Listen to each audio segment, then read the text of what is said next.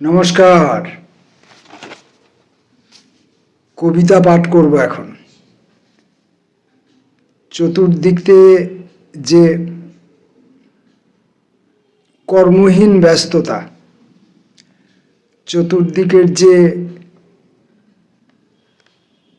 প্রয়োজনহীনতার দীর্ঘ অবকাশ, চতুর্দিকের যে নীরবতার হইচই, তার ভেতর থেকে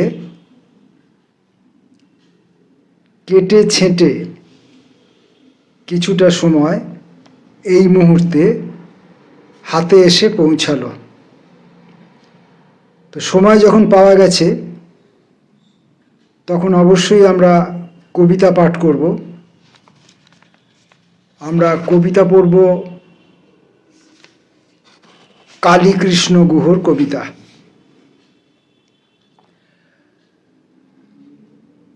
কালীকৃষ্ণ গুহর কয়েকটি কবিতা পড়ব।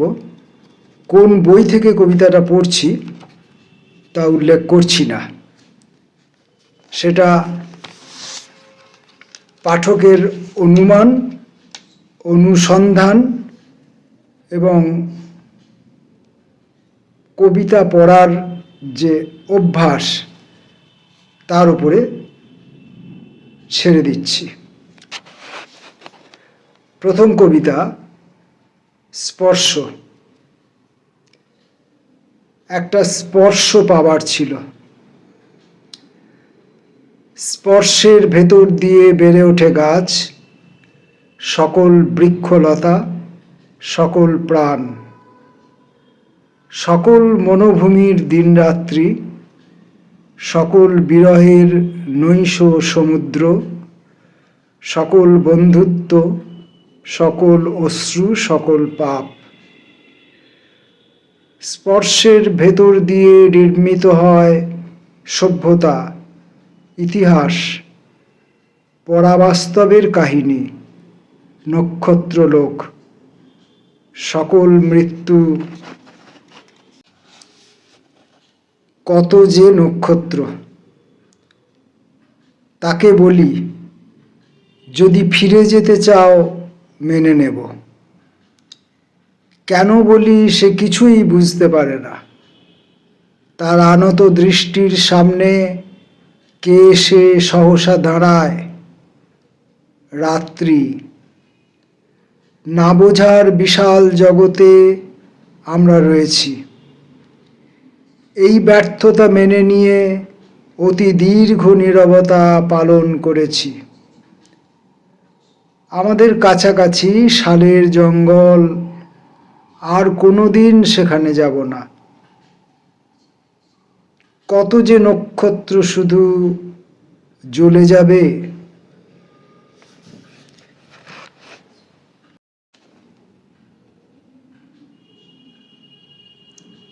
একটি সন্ধ্যা। সন্ধ্যা পার হয়ে গেলে ঘর থেকে বেরিয়ে যাই, কিন্তু বেশি দূর যেতে পারি না। বাড়ির সামনের ফুটপাতে গিয়ে দাঁড়াই। একসময় ফুটপাতেই বসে পড়ি। অগণিত লোক চলে যায়, কত কোলাহল ওঠে, কত আনন্দিত মানুষের পাশে কত যে ক্লান্ত বিষণ্ণ মানুষ। কেউ কারো দিকে তাকায় না। একটা আশ্চর্য দিন গেছে আজ। রাত্রির প্রথম প্রহর। রাস্তার দুপাশে কত রকমের গাছ। আকাশে মাথা তুলেছে দেখি। নিজেও আকাশের নিচে মাথা পাতি। চিরদিনের আকাশ।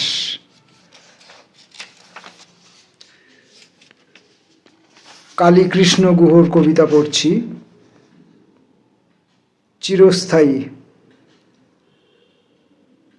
না বলা বাণীর ঘন যামিনীর মাঝখানে গিয়ে দাঁড়াতে হয়।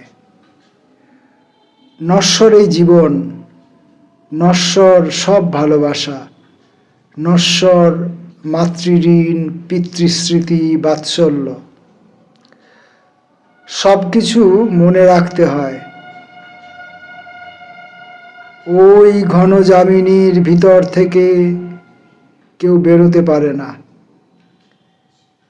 প্রেমের কথা, পাপের কথা, স্বপ্নের কথা শেষ পর্যন্ত কেউ সবটা বলে উঠতে পারে না। অন্ধকার কি চিরস্থায়ী হয়ে ওঠে প্রত্যেকের জীবনে? উত্তর নেই। অন্ধকারের মধ্যে একসময় চিৎকার করে ওঠে মানুষ। সঙ্গী।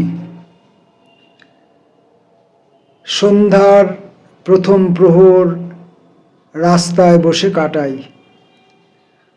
পথ তখন সঙ্গী, পথচারীরা সঙ্গী, রাস্তার দুপাশের অগণিত গাছ আর হাওয়ার প্রবাহ সঙ্গী। যে মেয়েরা দ্রুত হাঁটতে হাঁটতে অদৃশ্য হয়ে যায়, যে ছেলেরা তাদের পিছন পিছন হেঁটে অদৃশ্য হয়ে যায়, যে বৃদ্ধ নিজের মনে বিড়বিড় করতে করতে বারবার মাথা নাড়েন, সবাইকে সঙ্গী হিসেবে পাই। সকলেই অচেনা, যেন কালান্তরের লোকজন।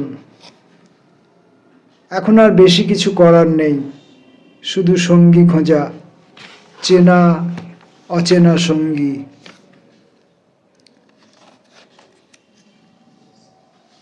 আমরা কালীকৃষ্ণ গুহের কবিতা পড়ছিলাম।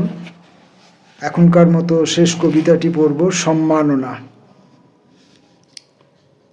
এক তরুণ কবি জানালো যে তারা তাদের বাৎসরিক কবিতা উৎসবে আমাকে নিয়ে গিয়ে সম্মাননা জানাতে চায়। বললাম, আমি অনেক বড় সম্মাননা পেয়ে গেছি, আর কিছু পাবার নেই আমার।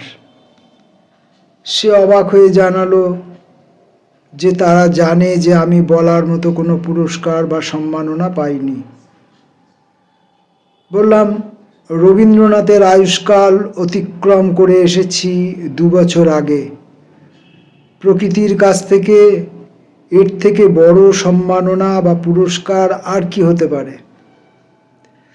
তাছাড়া বহু শারীরিক ব্যর্থতা আর অনিবার্য জরার গ্রাসে শয্যাশায়ী হয়ে থাকা সত্ত্বেও এখনো চিন্তা শক্তি লুপ্ত হয়নি।